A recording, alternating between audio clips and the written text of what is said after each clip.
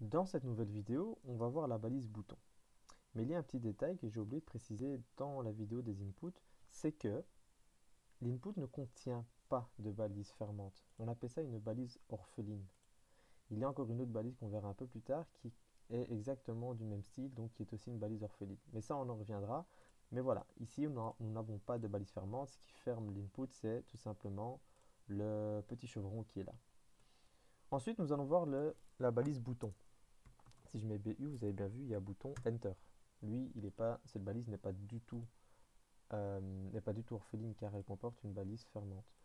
Dans la balise bouton, je pense que vous vous en doutez, on va ressortir de ça un bouton. Si je mets ici, cliquez ici, et je retourne sur mon éditeur de texte, vous voyez quoi? Que j'ai un bouton. Très bien.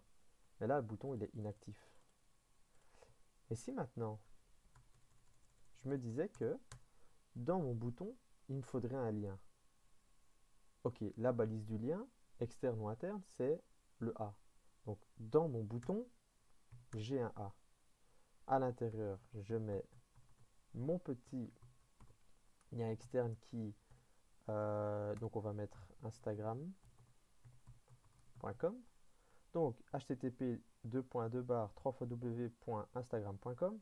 Et bien sûr, dans le A, donc le contenu que je vais mettre ici, donc Instagram, sera pris dans le A et dans le bouton en même temps. Si je réactualise, on voit ici que mon texte a changé et que si je clique,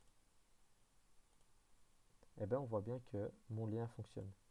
Et qu'est-ce qui s'est passé? La logique dit que dans le bouton, j'ai un lien. Dans ma balise bouton, balise ouvrante, balise fermante, j'ai un A et j'ai un contenu pour pouvoir afficher. Parce que si je ne mets pas de contenu, comme je vous ai dit, on regarde ce que ça se passe, regardez ce qui se passe. Voilà, on voit rien. Ça va fonctionner? Même pas. Voilà, vous voyez que ça fonctionne même pas. Du coup, il va falloir mettre un contenu. Le contenu sera Instagram, Enter. Voilà, mon contenu est là. Je clique dessus et je suis redirigé vers l'URL d'Instagram.